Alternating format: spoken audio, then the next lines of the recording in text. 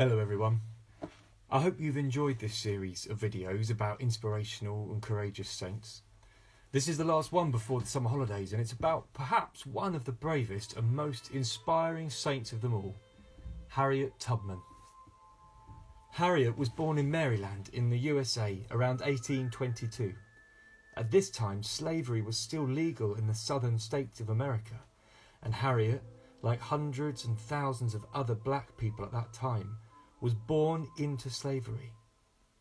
This meant that she had no rights, no freedom, and was forced to do whatever her masters bid her, carrying out all sorts of dangerous and difficult work without pay or reward, and was whipped and beaten if her owners decided she wasn't working hard enough.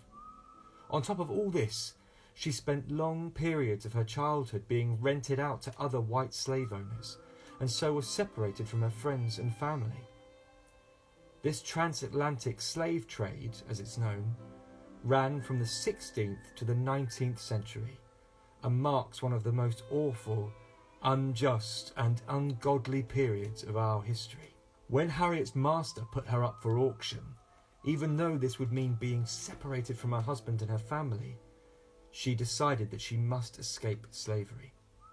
She fled under cover of darkness, hoping to make the 100-mile journey to the northern city of Philadelphia, where she could make a new life for herself as a free woman. This was an incredibly dangerous undertaking, which is why so few slaves even attempted it.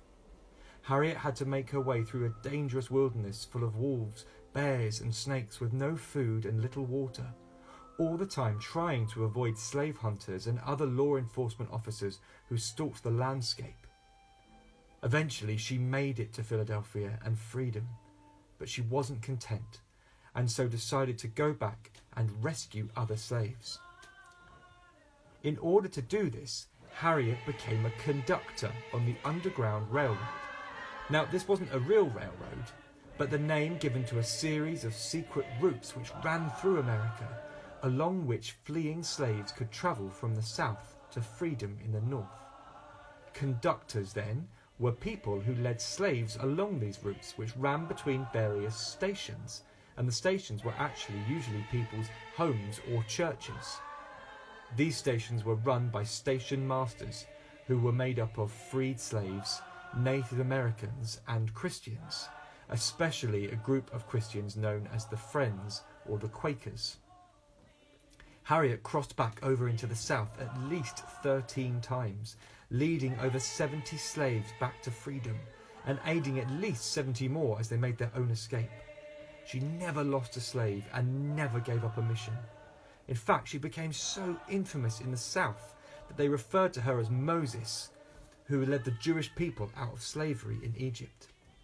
The slave owners offered a huge bounty for Moses, who they believed must be some giant white man from the north. Little did they know that it was Harriet, a small black woman who was outwitting them time and time again. Now, this was incredibly dangerous work. Every second she spent as a black woman alone in the segregated South, she risked persecution and attack. And if it was discovered that she was Moses, the famous conductor on the Underground Railroad, then she would have been arrested and almost certainly killed. The source of Harriet's tremendous bravery was her faith.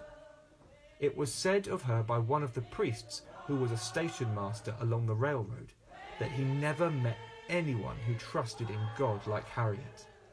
She was convinced that if she prayed and listened, that God would guide her, and so that's what she did.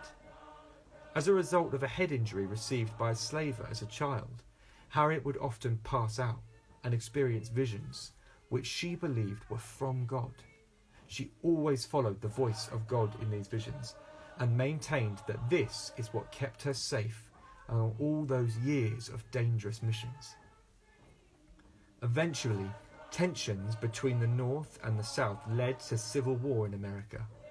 Harriet signed up and served as a nurse, a cook, an armed scout and a general all at once, making her the first woman in American history to lead troops into battle.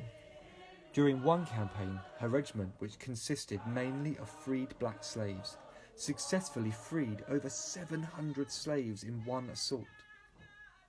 After the war, she went on fighting for the rights of black people in America and began to fight for the right for women to vote. In fact, she never ceased in her pursuit to make the world a better place. So if we look at our school values, Harriet just about embodies every single one of them. But the two that stand out for me are service, because of the lengths she went to help others, and trust, because of the overwhelming trust she had in God. Harriet herself said, "It wasn't me, it was the Lord. I always told him, I trust to you. I don't know where to go or what to do, but I expect you to lead me." And he always did. So as we look forward to the summer holidays, let's remember Harriet's faith and what she achieved and try to trust in God just as she did. You never know what incredible things might happen. As Harriet herself once said, always remember that you have within you the strength, the patience, and the passion to reach for the stars and to change the world. So let's end then with the school prayer. The Bishop's School is our school. Let's get on together. Let's have fun learning. Let's be brave and try new things. Let's take care of each other. Let's take care about the world. Let's plan for the future. And let's do it all in God's name. Amen. God bless everyone.